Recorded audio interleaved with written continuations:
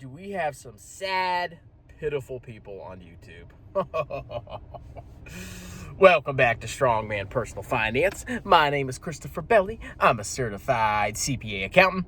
I'm a fake boglehead investor. I'm author of the book Stop Being a Broke Loser. It's on Amazon. And we got to talk about the obsession of a lot of people that watch YouTube that basically love to wank themselves off to the hatred of certain large figures on YouTube. And while a lot of that hatred is justified, the fact that a lot of you people are just spending good portions of your free time watching YouTube channels and obsessing over people that are just constantly, going after people like me, Kevin, at the end of the day, it's completely futile and it's a waste of your time. Now, I am guilty of perpetuating this. And honestly, I think I'm a big part of why a lot of this stuff started. Because what happened is, back in 2020, the market went crazy, right? Stocks going up, money printing, stimulus checks, child tax credits. People found themselves with a lot of extra money. Generous unemployment benefits. The amount of money that was just pumped into people's pockets was out of freaking control. And boy, do I wish I had children in 2020. Woo, boy, I would have made so much money. But everybody with all this extra money and access to free trading, like Robinhood, they went on YouTube and they found, geniuses that were going to help them make so much money. And all you had to do was just buy these 10x growth stocks or crypto and, you would make a fortune. And predictably, all the stocks these people were pumping got annihilated. Now, who are some of the big stock pumpers? Well, you got me, Kevin. You got Jeremy Lefebvre. You got Andrei, Jikh. And, I wouldn't say Graham Stephan is a stock pumper, but he has brought up some cryptos. And now that a lot of these stocks and cryptos have been absolutely annihilated, people are angry. They are freaking angry. And I actually jumped on this bandwagon, about a year and a half ago when I saw all the degeneracy and clownery that was going on YouTube. And me as an index fund investor, I've been buying VT for 10 years consistently. Sorry, I'm burping. Got the hiccups. I've been buying VT consistently over the last 10 years. I looked at these idiots and, using some of my accounting skills, I looked at the stocks they were promoting and I thought they were trash. So I started my YouTube channel, number one, to teach people about boglehead investing and the right way to build wealth. And there's multiple right ways to build wealth, but what these guys were doing was wrong. And I attacked a lot of the grifters. And my channel got lots of success. I'm not the biggest channel in the world, but I got almost 8K subscribers. That's pretty freaking good. Most people on YouTube don't even have 1,000 subscribers. And it worked out well for me. And eventually, I kind of got to the point where I got bored of all of it because I looked and I would attack all these clowns and I would clearly show how incompetent and, idiotic they were. And guess what people would do? They would keep watching them, they would keep subscribing to them, and they would keep obsessing over them. And honestly, I was one of the people that was guilty of keeping these people in the public mind's attention. Because the more you talk about somebody on YouTube, the more they're just gonna grow. You go back, look at All In with Ari. Everybody's talking about her. What do you think's gonna happen to her freaking channel? It's gonna keep growing. Everybody talks about Jeremy Lefebvre, a good portion of people do. His channel kept growing. Everybody talks about me, Kevin. His channel kept growing. Everybody's channel that was a complete and utter degenerate during these wild stock market pandemic eras got bigger followings, more ad revenue, and got insanely wealthy. So I finally arrived at the conclusion where there's no point in attacking these people. There's no point in trying to change people's minds. Because while I think I've had a little bit of impact on some people's lives, at least I hope I do, and hopefully I've convinced some people to buy index funds. You don't have to buy VT. But at the end of the day, I think I've done more harm than good by just constantly keeping these people in the public limelight. So I've decided to back off from this stuff. But I look around at the current YouTube environment, And a lot of those people that were screwed over by these grifters, they're making the wrong decision. They're doing the wrong thing by watching other YouTube channels that constantly talk about them. Because what these people are doing is they're just looking for somebody to blame. They're looking for someone to hate. They're looking for someone to point the finger at and say, you're the reason that I lost all this money in stocks. It's your fault.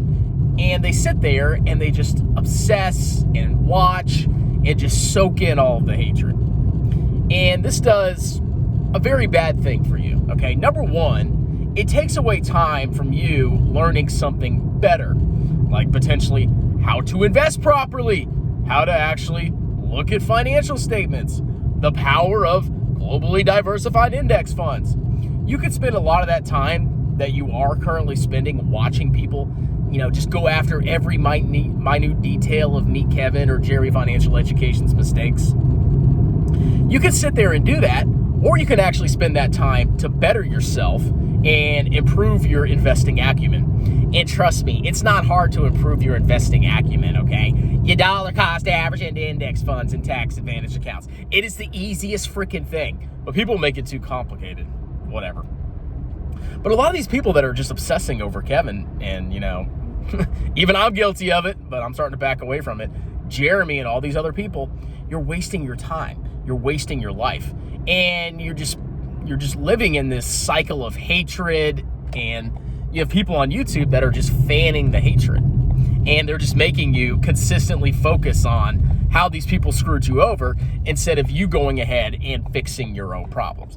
Because at the end of the day, people in the world are going to screw you over. A lot of people don't have good intentions. Some do. A lot of them don't. And eventually, everybody gets screwed over in some aspect. Maybe your wife cheats on you or something, or maybe, your employer takes advantage of you and underpays you. And, maybe your boss just treats you like crap. You could sit there all day and just point the finger and say, well, those people screwed me, and I'm just going to watch this YouTuber that continues to fan the hate and blah, blah, blah, blah, blah. And you could sit there and just hate all freaking day. But it's not going to solve the problem. It's not going to solve your issue. It's not going to solve and bring back all the money that you lost listening to them. You need to focus on the future. You need to focus on what you can do to learn from your mistakes by listening to clowns on YouTube and using that to better yourself going forward into the future. Sitting there and dwelling in the past and how you were screwed over is a waste of your life. It really is.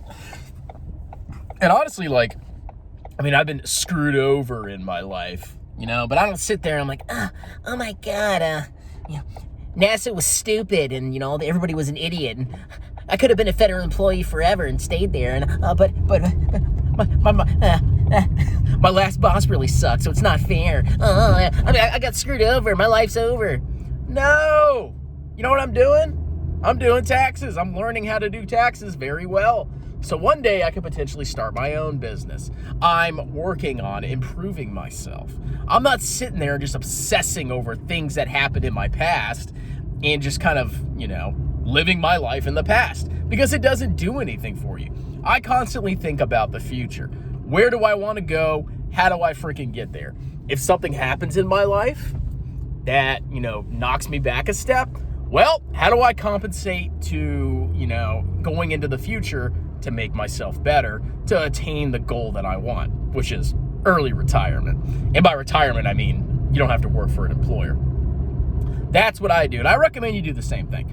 So I know you people enjoy me making fun of Jeremy. And honestly, I have a sick enjoyment of it as well. It actually makes me feel happy to make fun of Jeremy. But Jeremy didn't screw me over, okay? Jeremy hasn't harmed my life in the slightest. I just think he's a clown and I enjoy making fun of him. It's fun to me. But all you people, if you're watching my videos, about Jeremy because he screwed you and you just want to sit there and hate on him and not do anything to improve your life, I feel sorry for you. So the grifter slang thing is definitely going to be reduced massively. I'm not quitting YouTube. I'm not going anywhere. I'm going to be on YouTube forever unless they kick me off. But you're not going to see 1,000 videos on Meat Breath or Jeremy LaFufu. I'll do some videos on Jeremy because, like I said, it's fun. But, I don't want you to watch me because Jeremy screwed you and you just want to dwell on the past instead of working to improve your future. Okay, ladies and gentlemen? So hopefully this taught you something about, not sitting around and stewing on your failures and your mistakes, and instead, spending your free time towards improving your life and making yourself better.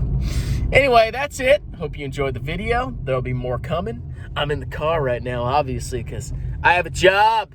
I don't sell dog food, make $150K bottom line profit every year because I'm a loser. Talk to you later. Cheers!